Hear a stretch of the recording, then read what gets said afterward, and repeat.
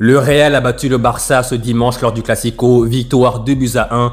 Mbappé a marqué, Bellingham a marqué, Fermin avait égalisé pour le Barça, mais ça n'a pas suffi. Le Real a aujourd'hui 5 points d'avance sur le Barça en Liga et honnêtement la victoire du Real est totalement méritée. Mbappé a prouvé qu'en ce début de saison, c'est lui le meilleur joueur du monde avec Harry Kane. Aujourd'hui, il a encore marqué, il en est à 20 buts, toutes compétitions confondues. Et là maintenant, je pense qu'on peut le dire officiellement, Mbappé est vraiment le leader, le numéro 1 Real Madrid, devant Vinicius, devant Bellingham. C'est lui l'atout numéro 1 du Real Madrid, c'est lui qui joue le rôle de Benzema à l'époque. À l'époque, Benzema portait le Real et là maintenant, c'est Mbappé qui porte très clairement ce Real. Mais honnêtement, en prenant du recul, je pense pas que le Real est vraiment très fort. Je pense vraiment pas que le Real est très fort, mais c'est plutôt le Barça qui est vraiment en dessous cette saison.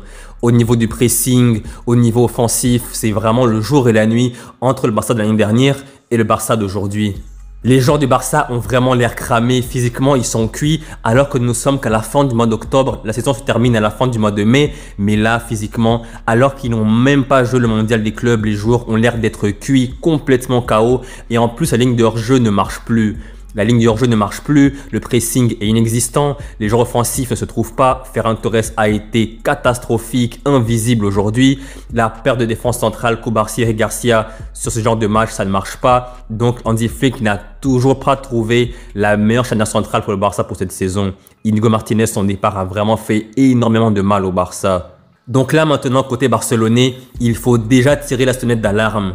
5 points de retard sur le Real, dans le jeu c'est assez moyen, au niveau physique les joueurs ont l'air cramés, le pressing est mauvais, la défense c'est une passoire et offensivement on se retrouve pas. Après oui c'est vrai que Rafinha n'est pas là, Olmo n'est pas là, Lewandowski n'est pas là, donc c'est vraiment compliqué. Mais vraiment honnêtement même comme ça, il y a quelques joueurs qui surnagent comme par exemple Pedri ou Fermin, mais le reste est vraiment en dessous.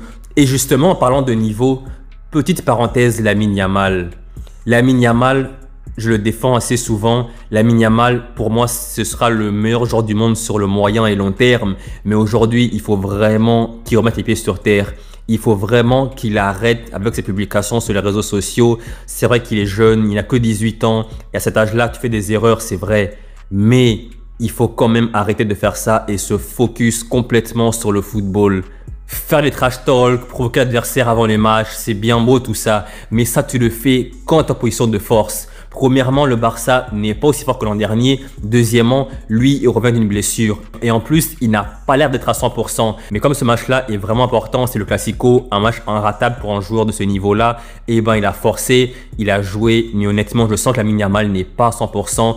Il est toujours gêné à la cuisse. Et résultat, il sort des matchs assez moyens. On sent qu'il n'a pas son explosivité de d'habitude, il n'a pas son accélération de d'habitude, il n'arrive pas à faire ce qu'il veut faire, du coup, il est dans la retenue. Donc voilà les deux raisons pour lesquelles Lamine Yamal ne devrait pas faire les trash talk comme il le fait et provoquer l'adversaire comme il le fait avant le match. Le Barça est moins fort que l'an dernier et lui physiquement il n'est pas 100%. À partir de là, ça ne sert à rien de faire des trash talk. L'an dernier il aurait pu le faire mais là maintenant le Barça et lui-même sont clairement en position de faiblesse. Donc c'était pas la peine de chauffer l'adversaire. Et ça honnêtement, j'espère que ça lui servira de leçon pour la suite. Et heureusement pour le Barça que cette défaite arrive maintenant, fin octobre. Il reste encore 28 matchs de championnat, 5 points mine de rien, c'est pas beaucoup. Le Real perdra probablement des points entre temps et le Barça pourra revenir. Lewandowski va revenir, Olmo va revenir et surtout Rafinha sera de retour très bientôt. Mais en tout cas, félicitations au Real. C'était pas forcément un très grand Real, mais au niveau de la motivation, de l'envie, du courage, de l'agressivité, le Real était présent. C'est une victoire 2 buts à 1 et si ça, honnêtement, c'est le maximum du Real, honnêtement, c'est pas inquiétant pour le Barça. Si ce Barça-là, qui était vraiment moyen, médiocre aujourd'hui, perd que 2-1, honnêtement, c'est très encourageant pour la suite. Parce que si le Barça monte en puissance et est plus fort à l'avenir, alors là, ils battront le Real sans problème. Mais en tout cas, si on se base sur l'instant T, le Real a gagné 2 buts à 1, le Real a mérité sa victoire, le Real est leader avec 5 points d'avance, avec Mbappé qui est le leader offensif. Donc vraiment, ce soir, les Madrilènes peuvent vraiment être fiers d'eux, avoir la tête haute. Par contre, le gros point négatif côté Real Madrid aujourd'hui, c'était le comportement exécrable de Vinicius quand il est sorti. Il est sorti à 15 minutes de la fin, remplacé par Rodrigo. Il n'a même pas salué Xabi Alonso. Il a passé son temps à râler, à se plaindre, à montrer ses émotions. Il est rentré directement au vestiaire, mais après 5 minutes, il est revenu. Mais même comme ça, le mal a été fait.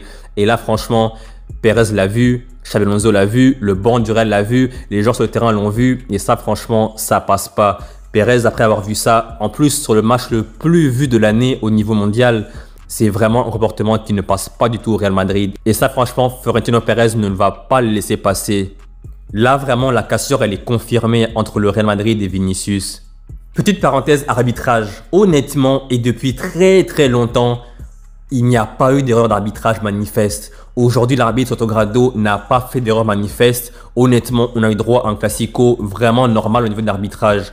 Pas d'erreur flagrante, pas de polémique. Tout était juste. Et même en fin de match, le rouge à Pedri, c'était certes involontaire, mais c'était quand même carton rouge. Et justement, parlant de carton rouge de Pedri, ça, c'était vraiment le symbole de l'impuissance du Barça aujourd'hui.